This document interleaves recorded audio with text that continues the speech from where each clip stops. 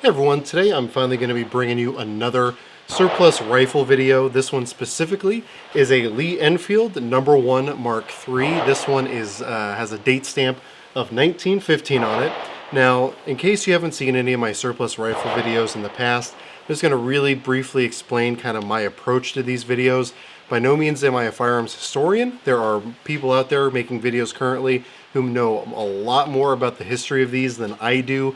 In fact, I'll probably mention them later in this video and have links to some of those videos down below.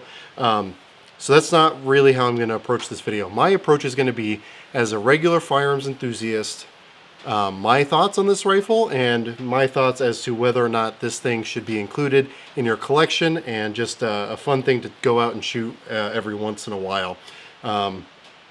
So with that said, let me go ahead, shoot some rounds with this thing, and then I'll show you a little bit more about the specifics of the rifle that I have here. I'm just going to start by saying that this one is chambered in 303, so it's not one of like the Ishapore 308 varieties. And one of the first things you probably noticed is the wire wrapping back here behind the rear sight, as well as up here close to the muzzle end. This is something that they actually did on some rifles that were specifically geared towards like the grenadiers, so people who are going to be launching rifle grenades. They wire wrapped the stocks on them to help kind of prevent the stock from splitting under the added pressure of a rifle grenade going off one of the tips of these things. This one is in kind of rough shape. If you've looked online, you can see some that are really in nice pristine shape. The wire looks really nice and clean. This one definitely shows its age, and that's kind of something you'll notice as I roll in pictures of this entire rifle. This thing is over 100 years old, and it looks as such. Now, it's definitely in pretty good shape, but you can definitely tell that this is not a new production rifle. So starting from the front here, this little bump out right here, I don't know how well you'll be able to see that, is actually for the bayonet, which it also has a bayonet lug right under here. I do not have the bayonet that goes with one of these, but you can get them, and they do fit on this. Obviously, the sporterized versions aren't going to have that, and also the stock's usually going to be cut back to here. So just something you're going to see on more of the military configuration of one of these. It does have a blade sight in the front, and it does have these little ears protecting it on either side. So it's going to be a little hard to get in there to adjust, which is something I'll probably talk about later when I talk about the accuracy on this thing, because the front sight does need adjusting on this, and I'm not entirely sure the easiest way to go about it without having to take off a bunch of stuff. Maybe those of you in the comments can tell me the best way to go about it, or if there is a way to go about it without having to take off this front shroud up here. On this one, the barrel and crown look pretty good. I have had some issues with certain types of ammo, but I'll talk about that a little bit later. And you might have also seen it in one of my other videos. Again, we have the wire wrapping up here as well as back here, which is again for the rifle grenades. You have a sling loop up here. I don't have the sling for this thing either, so I'm sorry to disappoint you. They are available online. You can find them pretty easily. If you want to get like a period correct sling for one of these, they are out there, but I do not have one. Nice little sling swivel there. The rear sight back here, if you have seen like a number 4 Enfield, it's going to be a little bit different. It's going to be very similar to your standard, I guess, military style rear sight for like the World War I and even World War II era. If you look at a lot of the other European rifles, graduations all the way out to 2,000 yards. At least I'm pretty sure that these are in yards. If I'm incorrect and they're actually in meters, I'll note that. But I'm like 90% sure that the graduations are in yards. You do have some fine detail corrections over those because of the way that the rear sight is set up, which is kind of nice. But I think 2,000 yards is pretty optimistic for one of these rifles, but that's a pretty common thing if you look at a lot of the rifles, again, fielded around the World War I era and before, and even in some cases after. This one does not have the adjustable rear sight for windage. However, you still do have these little ears back here to protect your rear sight. I guess that's a nice feature. I've never been walking around in a World War I trench, so I don't know how needed that was, but it's not getting in the way of anything, so you know, that's all right with me. Now, moving back to the receiver on this thing, if you've shot a lot of bolt action rifles in the past, this one might feel a little bit different to you. And that's because this is one, so I guess normally on probably 90% of the bolt action rifles out there, if not more, they're ones that cock on opening. So i.e. the firing pin is pulled to the rear as you're opening the bolt. The Enfield is designed to actually cock on closing, which is probably something you'll see as I'm shooting. If I can, I'll try to get some like slow-mo footage of close up on the receiver here as I'm firing, so you can see when the firing pin gets pulled back. It's a different feeling to a lot because you have that kind of spring pressure fighting against you as you're closing it. But I mean, honestly, once you're in a situation where you're actually firing and cycling the bolt on this thing, it just feels pretty natural. It's just a little bit something weird to get used to, and might seem a little off the first time you ever pick one of these up. One of the things you're going to notice up here is it's actually set up for stripper clips. Now, unfortunately, I don't have any stripper clips. If this rifle belonged to me, I would probably pick some up. However, this one actually belongs to my brother. And since this is not my rifle, I'm not going to go out and buy, I think you can get like a 3-pack or maybe it's a 5-pack for like 15 bucks plus shipping and all that. And I could have done that, but again, there's plenty of videos out there showing people using the stripper clips. That is going to be one of the more effective ways of loading this thing. And one of the cool things is, while the stripper clips are 5 rounds, the magazine here holds 10 rounds. So at least as of 1915, when this one was stamped out, that's a pretty good ammo capacity for a lot of the service rifles in the world at the time. Were there other ones that were pretty high? Sure. But as far as like regularly fielded in high volume infantry numbers, a 10-round magazine is pretty awesome. And even though it wasn't used for this at the time, it is a detachable magazine. So there's a little lever up here in the trigger guard. You push that down and you can actually remove your magazine. That's pretty cool. Now they didn't like issue these with multiple magazines to soldiers. What they would do is they would just have the magazine included in the rifle, and then from there you would have stripper clips, which is how you would load it. Nowadays you can actually get your hands on these fairly easily and comparatively inexpensively. I think I looked online, and at least as of the time of making this video, it's cheaper than AICS mags for your standard precision rifles. I want to say like around 30-35 bucks is what I saw them for. So it might not hurt to get a couple of them if you do want to pick up one of these Enfield rifles. To keep going on with the magazine, these are the SMLE, which is Short Magazine Lee Enfield. The short is not the qualifier for the magazine. The short is actually in reference to the barrel length, because obviously a lot of the older rifles were significantly longer. So the magazine, Lee Enfield, 10-round magazine is pretty great. Definitely something I'm going to be mentioning later on, at least as far as comparing this to other service rifles of the era. This one specifically does not have the magazine cutoff. You can see where it's cut out in the receiver. A lot of the older rifles had a magazine cutoff where basically you could push in this little flange, so to speak, and that would prevent rounds from feeding up into the magazine. As I understand that was a safety feature. Don't quote me on that. I'm okay not having it in this rifle because I don't want to accidentally stop feeding into the chamber if I'm having to cycle the bolt over and over to maintain a continuity of fire. So again, this one does not have it. I'm not sure if that's the norm for #1 Mark IIIs, but I know later rifles, they kind of kept staying away from those, whereas earlier Enfields, the magazine cutoff was definitely a thing. Back here on the rear of the rifle, we do have a safety. In its forward position, it is in fire, so you can pull the trigger, it'll drop the firing pin, and hopefully discharge a round, unless you're using some surplus ammo, in which case you might have a slight delay between the firing pin hitting it and the round going off. Again, I'll probably talk about that later.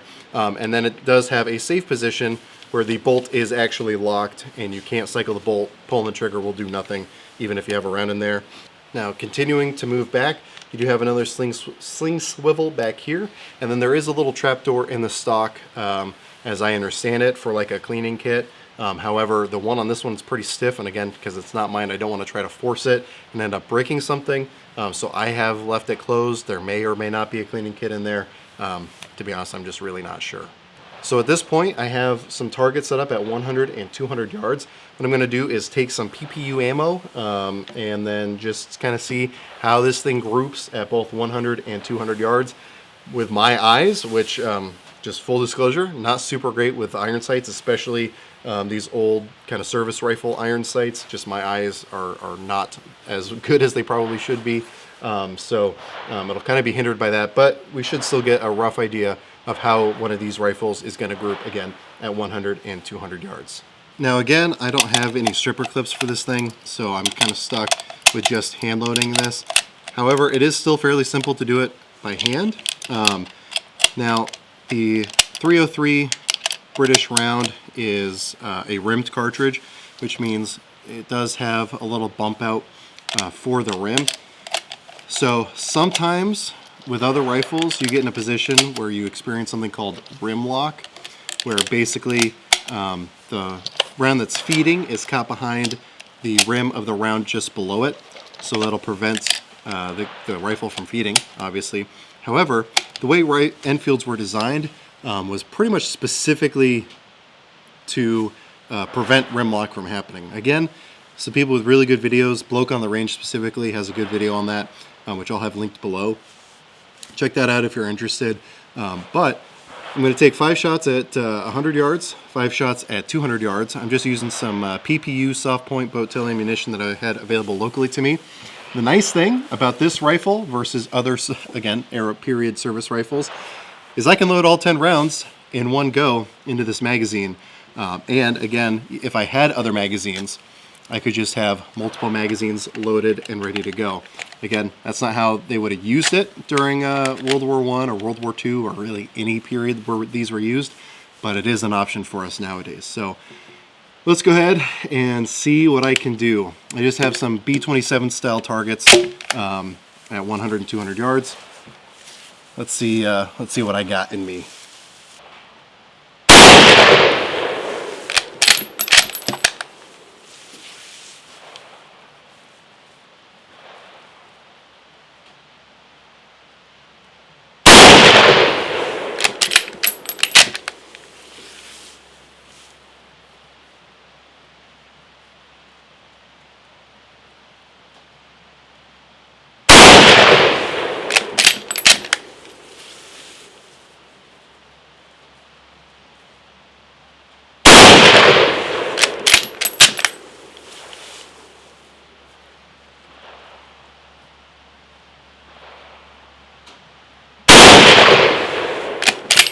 All right, now I already know that this thing is printing kind of far to the left.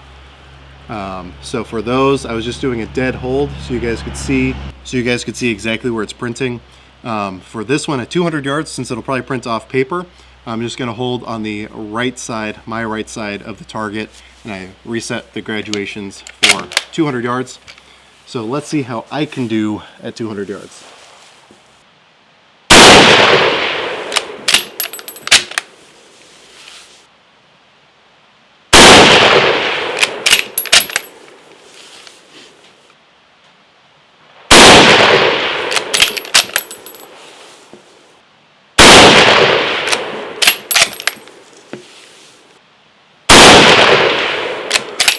All right, now something you may have noticed as I was shooting those is the ejection is kind of weak, and that's something I've seen with pretty much every video I've seen on the Enfields, where the rounds just kind of barely make it out. I've never had an issue with it not wanting to extract or the round just kind of falling back in and causing a malfunction, but just something to make note of. The extraction is, some might say, kind of weak. So hopefully you can see this. This is my 100-yard target. My point of aim was as close as I could get with iron sights to right about here. However, you can see all 5 shots were a little bit low into the left. Now, elevation-wise, that's something that you can make adjustments for with your rear sight.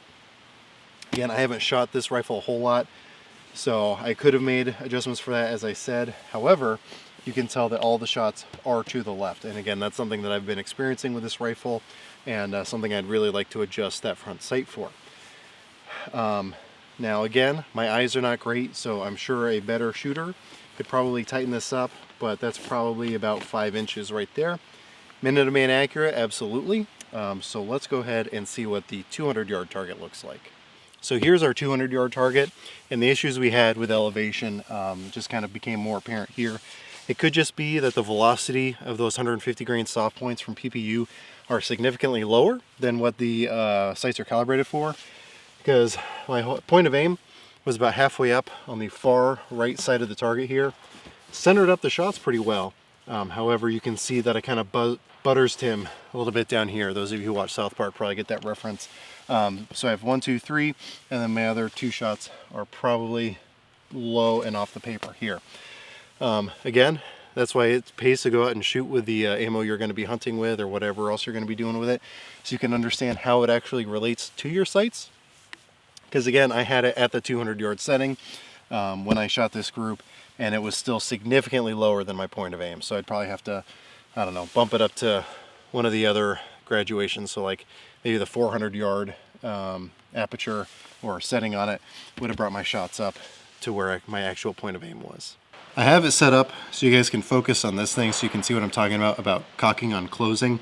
As I pull the trigger, you'll see this thing come forward, and then as I push the handle, the bolt back forward, that's when you see it, or that's when you will see it stay back. So as I unlock the bolt up here, it should stay forward, and then it won't stay back until I actually physically close it. So again, you can see how close it is to the bolt handle here. And again, it has that gap now.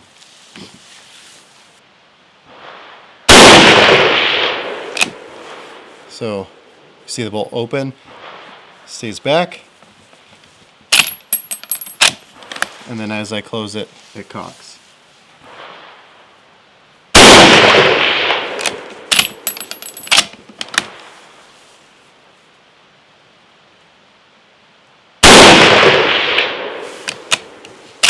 And still no dice at 290 yards. Probably help if again I could zero this front post. Oh, I hit something. Oh, okay. Well, because it didn't have the force of the round ejecting it, you can see that one just kind of fell right back in. I'd assume that there's another round ready to feed in behind it that wouldn't have happened, but you guys just saw it. So I'm going to try to demonstrate one of the other cool things about this rifle, meanwhile loading the magazine separately to show you some of the other cool things about it in comparison to other period rifles. So obviously we were just doing some accuracy shooting, and it was definitely minute of man accurate. It's worth mentioning my brother has not necessarily been the best steward of this rifle. He did some shooting with it several years ago and then didn't clean it, and it caused the rifling to get pretty frosty and not super great. So has that affected the accuracy? Possibly, and again, we're relying on me to actually be able to shoot the rifle, which is, I don't know, can be a good or a bad thing depending on what type of rifle it is. So yeah, we can do aim shots with it all day long, and at least as far as sight pictures are concerned, I like the sight picture on this rifle in comparison to some of the other, again, period rifles. It gives me the ability to be pretty dang precise, and again, especially to man-sized targets at 100 and even 200 yards had my elevation been corrected, which, again, if I were shooting this rifle on a more regular basis, I would know that. Now, this rifle does also give you the opportunity to lay down some fire pretty quick, at least as far as bolt actions are concerned. I've heard some people refer to it as the fastest bolt action ever designed by humans. I don't know if I would go that far. But you can get pretty quick. Now you have to throw out a lot of the fundamentals you've trained yourself with on other rifles, but you can do it. So I'm going to try to demonstrate that really quick. Basically, the idea is you pull the trigger with your middle finger and you run the bolt with your index fingers. And before I actually start shooting, I want to demonstrate this. One of the things about this rifle versus other rifles is with my cheek weld, I can still run the bolt and maintain a sight picture the entire time I'm cycling it, because the path of the bolt is pretty short, so it's not going to come back and even hit my glasses. And because I can maintain that control with my fingers the whole time and pull with the middle finger, I should be able to get some round sound range fairly quickly. So probably in editing, I'm going to go through and actually calculate exactly how long it takes me to do 10 aimed rounds at 100 yards. In fact, just to make sure I'm printing properly at 100 yards, I'm going to adjust my rear sight and tell it I'm shooting at 300 yards. Hopefully that'll bring the group up. So what I'm going to do is insert the magazine, obviously. Make sure it's nice and seated in there. And I'll start with the bolt close on the first round, safety off, and we'll see again how fast I can get 10 aimed shots at a target at 100 yards. All right, wish me luck. This may be pretty rough. I don't do this a whole lot, so it may not look very pretty.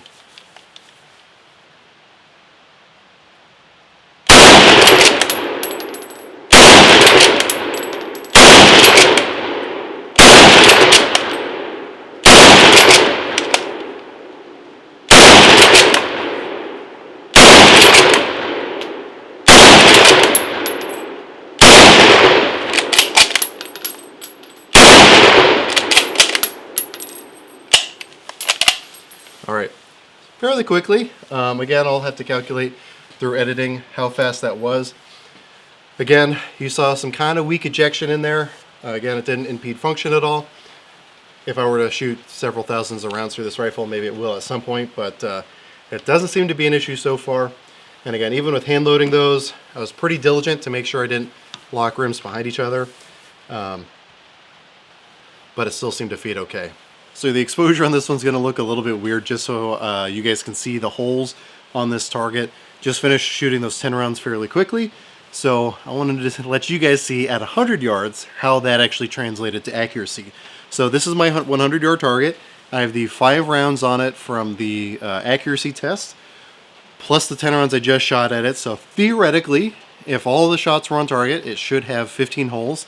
So let's go ahead and count through. We have 1, 2, 3, 4, 5, 6, 7, 8, 9, 10, 11, 12, 13. And then over here next to where the paper tore from the staple, we have 14. So if I can do math properly, that means we had 9 out of 10 on target at 100 yards doing that super fast shooting.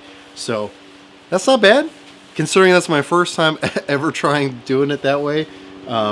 You can make the determination for yourself what that actually means for you. So as I mentioned with those last rounds, I intentionally made sure to not cause rim lock. Now I'm going to try to intentionally do that if I can, to where I'm going to feed the top round so that the rim is behind the case below it. Yeah, I'm not even going to be able to set it up. Again, the magazine is set up in such a way that it makes it nearly impossible to experience a rim lock. Again, the Bloke on the range video does a good job demonstrating that. I'm still going to try. And these are well-designed guns, believe it or not. So I don't know how well you'll be able to see this, but you can tell that the top round rim is behind the rim below it. So let's see if that causes it to impede function at all. All right. Yeah, I had to be a little bit more forceful with it, but it fed no problem. Let's take some more shots. Actually, we'll take some shots up at the 300 yard gong.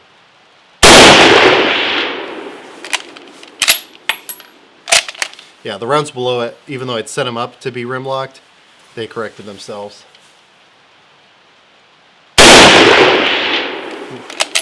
I know I'm getting close.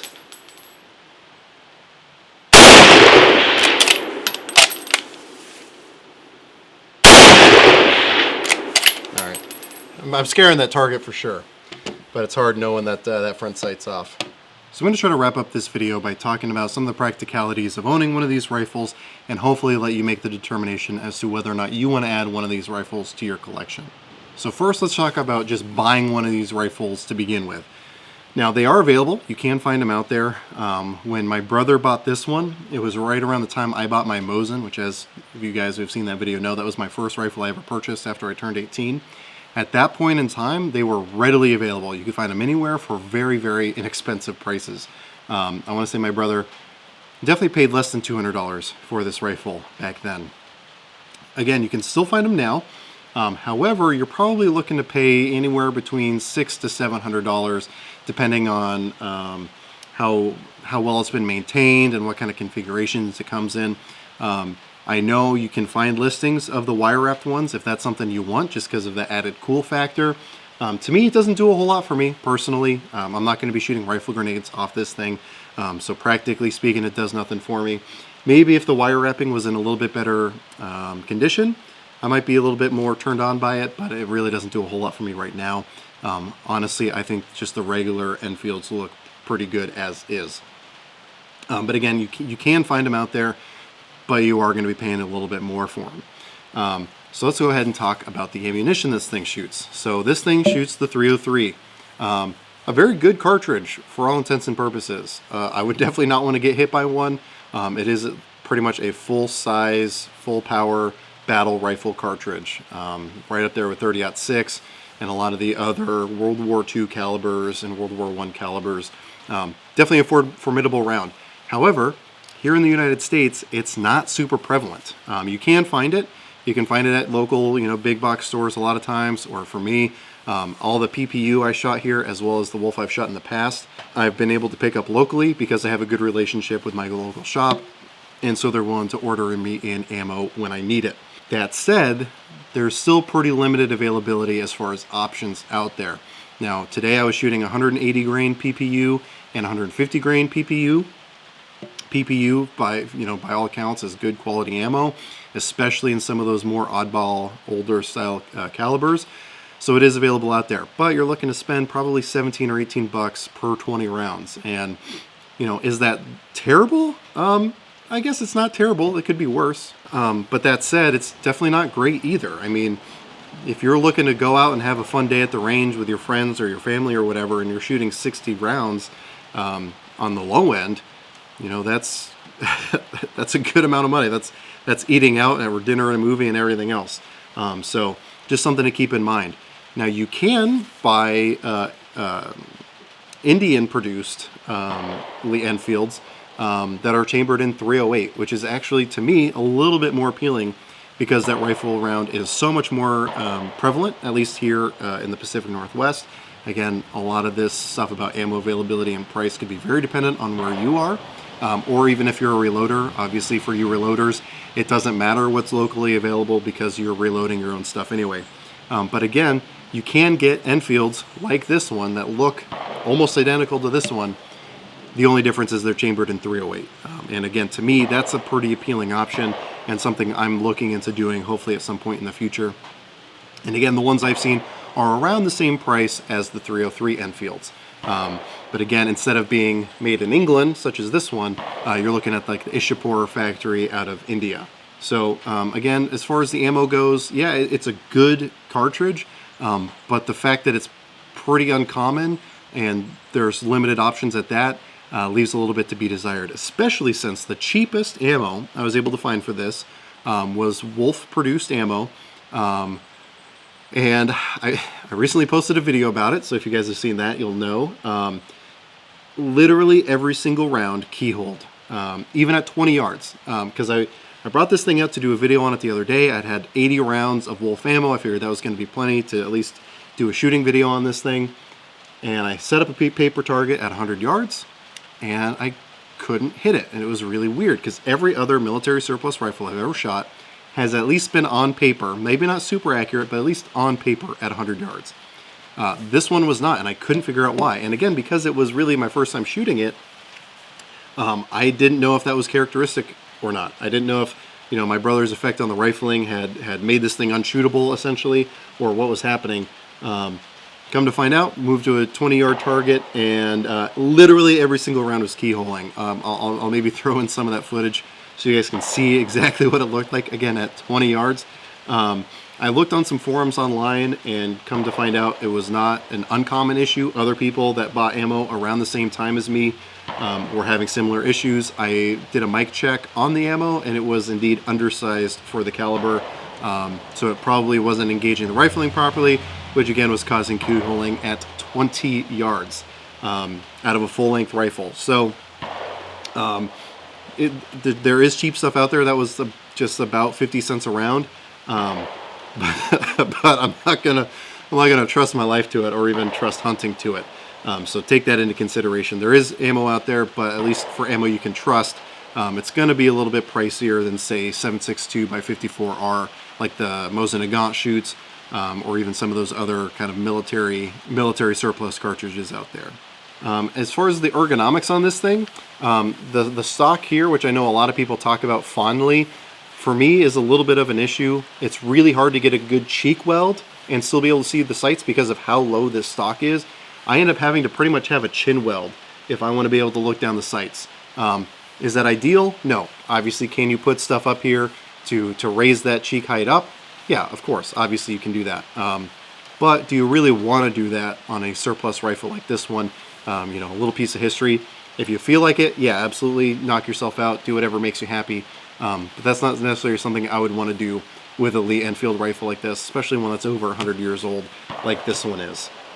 So it's not super ideal to shoot. Now again, you saw how fast I was able to put 10 rounds down range without having to reload. If you do have the stripper clips, it is still very quick to reload after that, so you can have pretty good continuity of fire with one of these, especially compared to the other era rifles at the time. So definitely good stuff there as far as that goes. But again, in comparison to a modern sporting rifle like an AR-15 or an AK-47, you're just not going to be able to compete with the continuity of fire of 30 round magazines in semi-automatic. So it is what it is. And again, as far as the claims of this being the fastest bolt action ever produced by humans, I don't think I agree with that either, even in comparison to other World War I, World War II style rifles. Those Swiss straight pull bolt actions are pretty dang quick. So while you can absolutely get a pretty good rate of fire going down with one of these, I don't know if the speed that you're able to do it with is really valid, in my opinion. Again, everyone is going to be subjective in regards to that, but that's my take on it. Can you do it quickly? Yeah. Is it so fast that it almost justifies not having a semi-auto? No. And just don't fool yourself. In regards to like the trying to modernize it by putting optics or anything on it like that, I don't know of any options personally. There may have been sniper versions that were made that have optics mounted to it, but I don't really see a big aftermarket for these because these weren't issued in the same numbers as, say, a Mosin Nagant. So Mosin Nagants, you can get replacement stocks, you can get scope mounts, you can get a bunch of stuff for those because everyone has them. Enfields, not so much, again, because they weren't issued to the Russian military. They weren't made in the same numbers as those Mosin Nagants. So there's not a whole big aftermarket for these, and even then, finding parts like stripper clips and magazines isn't super easy. It's definitely not something you can run down to your local market and pick up something for this. From everything I've said so far, you might be under the impression that I think that this is not a good gun to add to your collection, and that's just simply not the case. I just want to make sure that people understand the limitations of rifles like this and why technology has advanced. Again, not trying to say that this thing is, say, quote-unquote obsolete. To try to make the argument that this is just as good as modern sporting rifles, I think is fooling yourself. And again, I think that goes for Mosin Nagants or really any other World War I, World War II era rifle, with the possible exception of the M1 Garand or M1 Carbine, but that's a discussion for another time. And again, a very subjective topic. So if you have the opportunity to get one of these, I would say go ahead and do it, especially if you're a history buff, if you like collecting military style rifles from World War I, World War II, any of those eras. This is an excellent rifle to add to your collection. The bolt on them are nice and smooth. Again, you have that weird cocking on closing, but I think that's kind of a neat thing. You have the 10 round detachable box magazines, so if you are stuck in a place where you can't purchase modern sporting rifles and you're stuck to, say, bolt action rifles, buying a couple extra magazines like this is not necessarily a bad option for those of you out there who are in a position like that, which hopefully you're not, because that's garbage. But politics aside, I'm going to be making a politics video later, so I don't want to jump on my soapbox quite yet. Now, there are sporterized versions of these, as I mentioned earlier, where basically they remove the bayonet lug and pretty much all the stock forward of this front sling loop If those are usually going to be cheaper. However, those really do nothing for me. The reason I like this rifle is because it's configured as it was used by the British military, for all I know, by some infantrymen fighting somewhere in Western Europe, or somewhere else where the crown was in the early 20th century, which was a lot of places. So to me, that adds to the coolness of one of these. If you get one of the modern sporterized versions, I don't know, to me that takes away the entire purpose of owning a rifle like this. Again, for me, totally subjective, but that's my take on it. And again, this one belongs to my brother, so I'm going to be giving it back to him. However, like I said, I do plan on purchasing one of the 308 versions of one of these. And in fact, one of my friends has one that I'll probably be able to do a video on and give you guys an idea what one of those is like, as well as myself an idea of what one is like, to make the final determination if I want to purchase one or not. But that said, it's definitely not anywhere close to the top of my list of things that I want to purchase anytime soon, but it is on my list to purchase a 308 Enfield, ideally one in the #1 Mark III configuration, just like this one. So, you know, take that for what it is. So as I kind of wrap things up here again, I'm just going to say, if you want to know the historical background on these, or a lot of the other features about these, I'm going to have some links below. Again, Bloke on the Range does really good videos on the Lee Enfield, and really a lot of the other surplus rifles, especially those Swiss straight pull bolt action rifles. He does a lot of videos on those. Really good stuff, really good information, and dispels a lot of rumors. So I'm going to link to his channel down below. Definitely check it out. Probably for watching this video, you've already seen his video, so I probably don't have to tell you, but I'm going to do it anyway. But hopefully, with all the information I've been able to give you today, you have an idea as to whether or not you want to add one of these to your collection. But I foresee one of these finding its way into my collection at some time in the somewhat near future. So again, take that for what it is. You guys can make that determination for yourselves. So if you have any questions, comments, or concerns, go ahead and throw those in the comment section down below. I'll try to get back to you as quick as I can. YouTube sometimes makes it really confusing about, you know, how alerts show up. So if I don't get to you, I apologize. I do my best. If you guys are interested, I do have a Patreon page. I post all my content there early, as well as some exclusive content that I post there. So if you feel so inclined, go ahead and check that out. Those people who support me on Patreon are an enormous help, and, you know, help me purchase ammo for videos like this. So I really appreciate those of you who are doing that. But anyway, let me know if you want to see more surplus rifles like this in the future. Again, I have some more that are hopefully going to be lined up here for the next few months. So let me know if this is something you want to see more of, and I can definitely try to get my hands on that. But with all that said, as always, I hope you're able to get something out of this video, and I really appreciate you watching.